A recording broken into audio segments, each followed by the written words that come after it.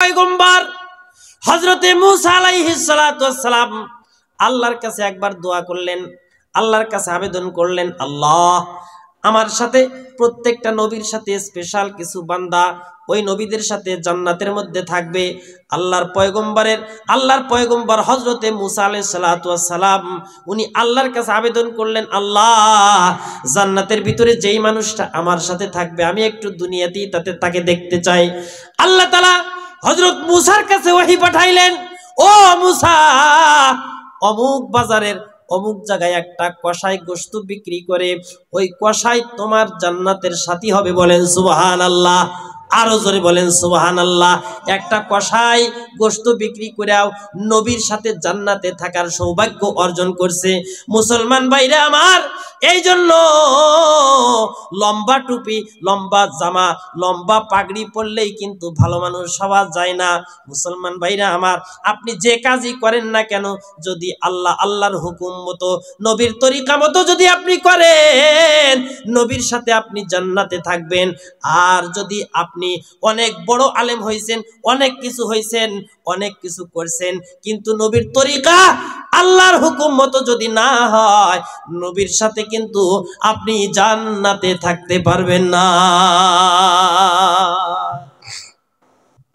একজন কসাই থাকবে নবীর সাথে জান্নাতে। হযরতে মূসা আশ্চর্য হয়ে গেছে, কি ব্যাপার, একজন কসাই আমার সাথে জান্নাতের সঙ্গী হবে? সংক্ষেপে আমি বলে শেষ করে দিব মুসলমান ভাইরা আমার।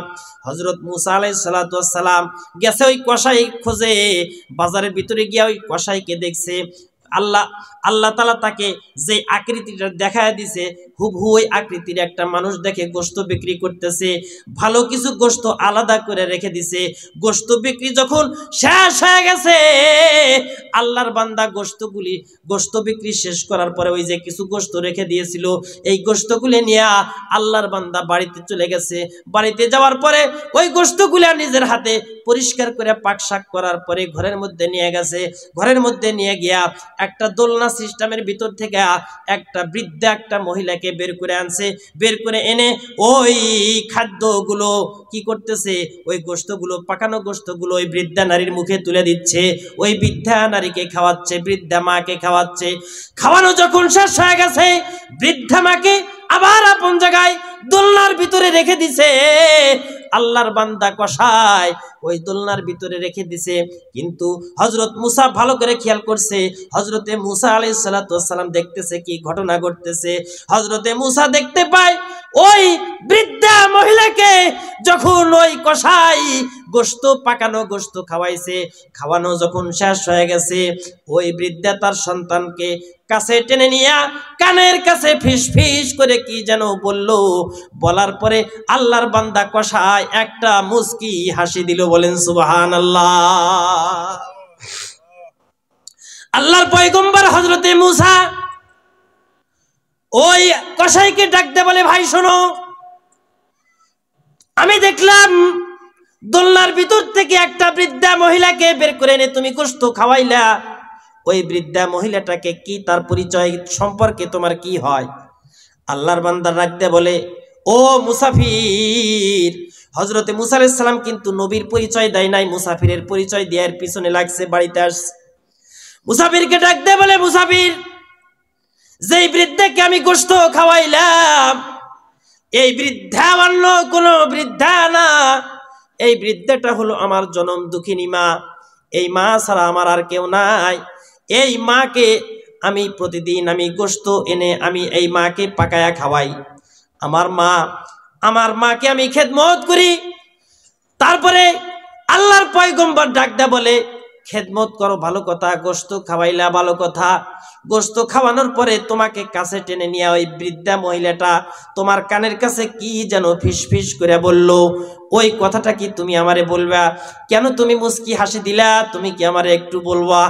মুসলমান ভাইরা আমার, আল্লাহর বান্দা ডাকদা বলে, মুসাফির, ভালো করে শুনে রাখো, আমার মাকে যখন আমি গোশত খাওয়ানো শেষ করলাম, এটা শুধু আজকেই নয়, প্রত্যেক দিন আমার মাকে খাওয়ানোর পরে আমার মা আমার মাথাটা টেনে নিয়ে আমার কানের কাছে একটা দোয়া করে। আমার মা আমাকে বলে, সন্তান রে যা,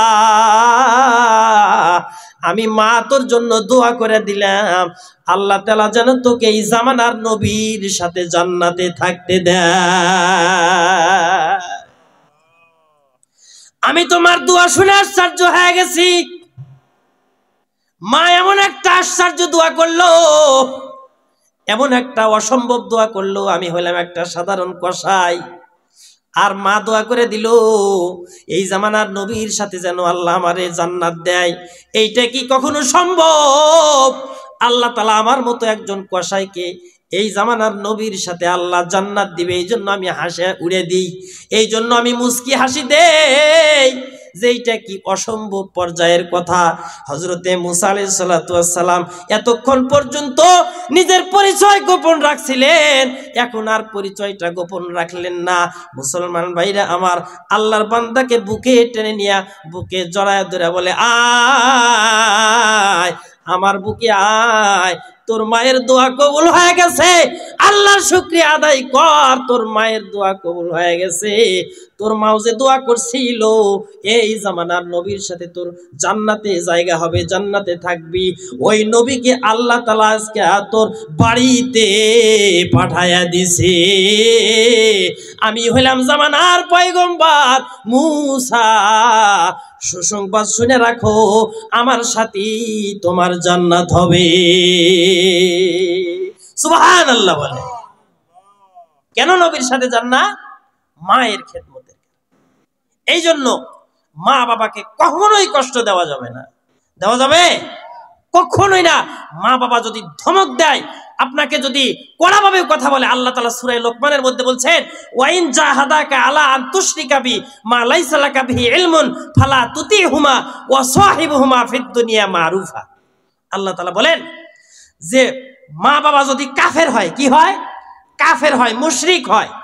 আর ওই মা বাবা যদি তোমাকে বলে মূর্তি পূজা করো, মূর্তি পূজা করো, শিরিক করার জন্য তোমাকে বলে, আল্লাহ তাআলা বলেন তোমার মা বাবার এই কথাটা মানা যাবে না, মূর্তি পূজা করা যাবে না। ডাইরেক্ট শিরিক করার কথা যদি বলে, শিরিক করা যাবে না। তবে শিরিক করা যাবে না মানে তুমি কি ওই তোমার মা বাবাকে আবার পিটাইবে? যা তোমার সাহস, তুমি আমার মূর্তি পূজা করার কথা বলো, তুমি আমার শিরিক করার কথা বলো, পিটাইবে তুমি? না। আল্লাহ তাআলা কি বলেন? আল্লাহ তাআলা বলেন ওয়া সাহিবুহুমা ফিদ দুনিয়া মারুফা। তোমার মা বাবা যদি তোমারে মূর্তি পূজা করার কথাও বলে, তারপরেও তোমার মা বাবারে ধমক দেওয়া যাবে না। ধমক তো দেওয়া যাবেই না, তোমার মা বাবার সব ব্যবস্থাপনা তোমাকে করতে হবে। বলেন সুবহানাল্লাহ। একজন কাফের পিতামাতা, যেই পিতামাতা শুধু কাফেরই না, তোমারও কাফের হওয়ার জন্য বলতেছে, এই পিতামাতার ব্যাপারে আল্লাহ বলতেছে ওয়া সাহিবুহুমা ফিদ দুনিয়া মারুফা, দুনিয়ার মধ্যে তাদের সাথে ভালো ব্যবহার করা লাগবে। তো কাফের পিতামাতার সাথে যদি ভালো ব্যবহার করা লাগে, তাহলে মুসলমান পিতামাতার সাথে কেমন ব্যবহার করা লাগবে? এটা কার কথা? কাফের পিতামাতার সাথে ভালো ব্যবহার করার কথা আল্লাহ সূরা লোকমানের মধ্যে বলছেন। এটা কার কথা? তাহলে কাফের পিতামাতার সাথে যদি এই ব্যবহার করা লাগে, তাহলে মুসলমান পিতামাতার সাথে কেমন ব্যবহার করা লাগবে? ভালো ব্যবহার করা লাগবে। কেমন ভাবে, কি ব্যবহার করলে আপনার আব্বা, আপনার আম্মা আপনার প্রতি সন্তুষ্ট থাকবে, ওইটা আপনিই ভালো জানেন। আপনি সেই অনুযায়ী ব্যবহার করবেন। যতক্ষণ পর্যন্ত কথা বললাম, আল্লাহ তাআলা আমাদের সবাইকে এই কথাগুলির উপরে যথাযথভাবে আমল করার তৌফিক দান করুন। আমিন। ওয়া আখিরু দাওয়ানা আনিল হামদুলিল্লাহি রাব্বিল আলামিন। আসসালামু আলাইকুম ওয়া রাহমাতুল্লাহি ওয়া বারাকাতুহু। আপনারা দরুদ শরীফ পড়েন। আল্লাহুম্মা সাল্লি আলা মুহাম্মাদি ওয়া আলা আলি মুহাম্মাদ।